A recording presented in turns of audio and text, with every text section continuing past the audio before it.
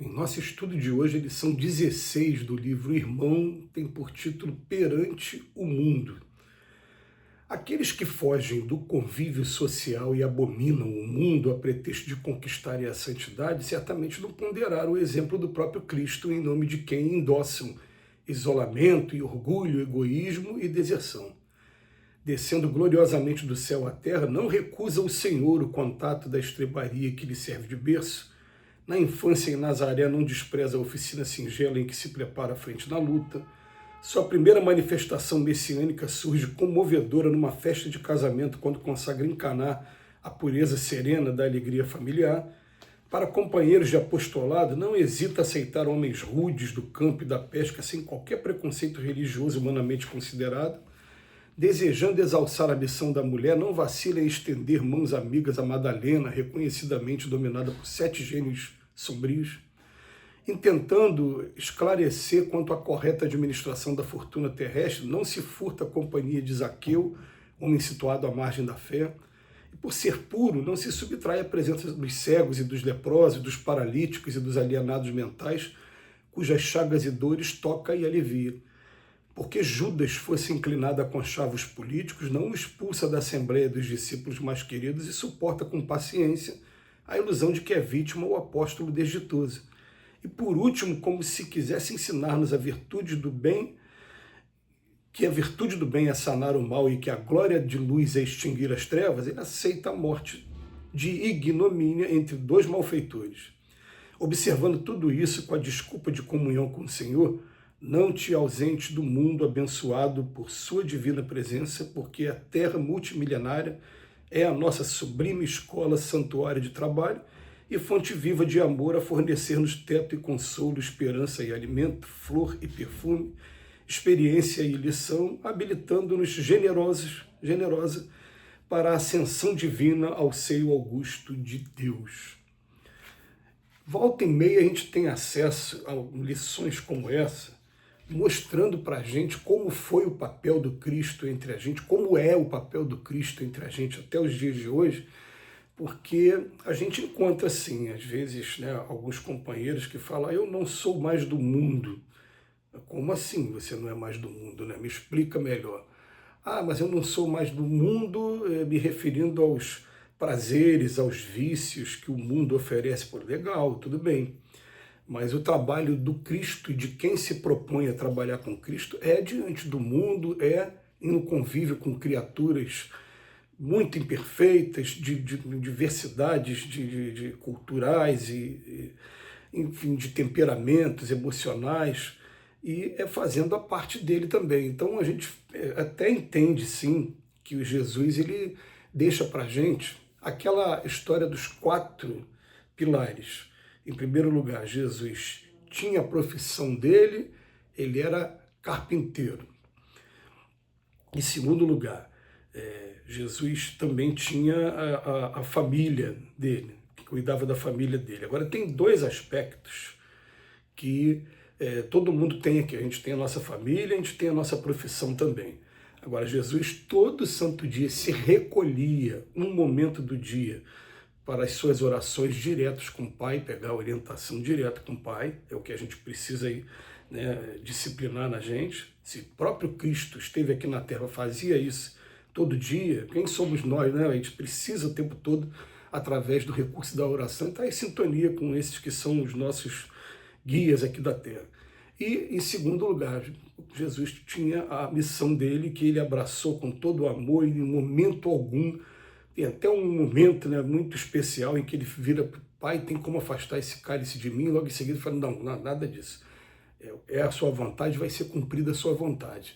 E isso fica como um exemplo muito grande para todos nós, e tem muita coisa por trás desse: Pai, já que é a sua vontade, que seja cumprida a sua vontade. E vai para o martírio do jeito que foi.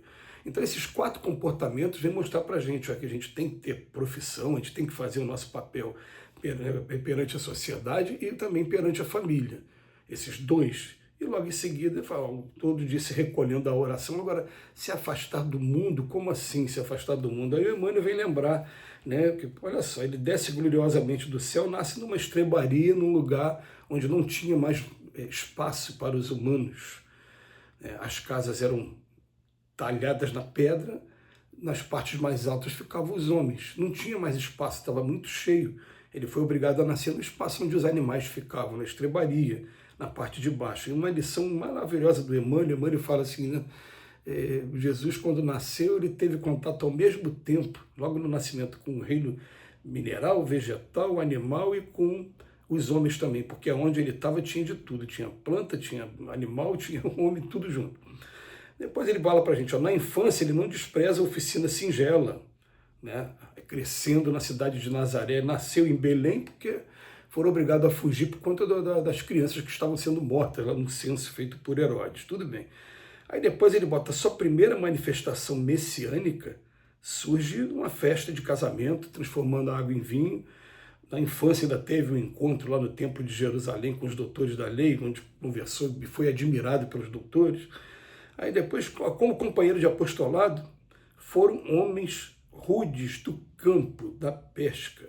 Ele aceitou todos sem preconceito. Entre esses homens tinha um que era militar, que era o Simão, tinha pescador, que era Pedro, André, tinha cobrador de imposto, que era temido e ao mesmo tempo odiado.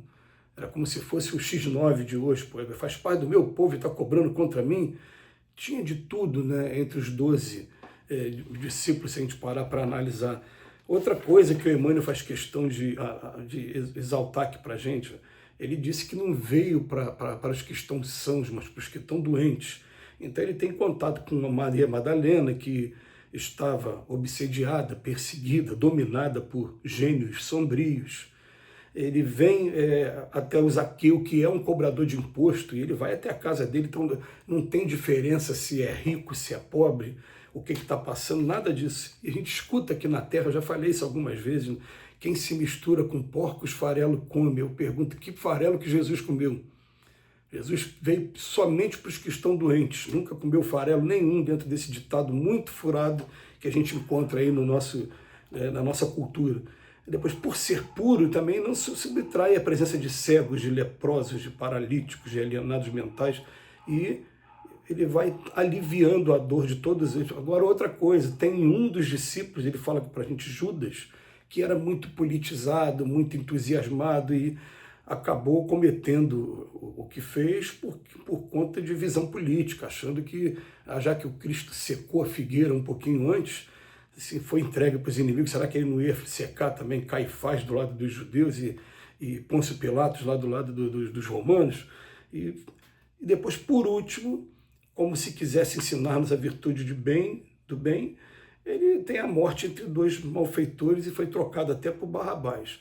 Depois de você ver esse cenário todo, e você ainda encontrar pessoas que falam assim, eu não faço parte desse mundo, então a gente entende com a doutrina espírita que o mundo é o meu cenário de aprendizado. Aqui é o palco, ao mesmo tempo a sala de aula da escola. Eu preciso, aliás, o homem que se isola, que vai viver igual o eremita do exército, ele se embrutece.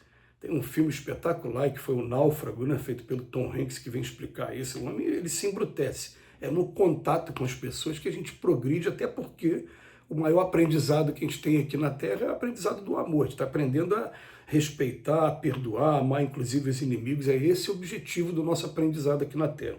Então você se isolar de todo mundo, como se todo mundo fosse errado, ou então eu já vi assim, em casos assim que a pessoa, quando descobriu o defeito de alguém, se afastou porque aquele lugar não presta. Então você não vai parar em lugar nenhum, em igreja nenhuma, em religião nenhuma, porque aqui na Terra não tem perfeição. O único que veio para ter a nós perfeito foi Jesus.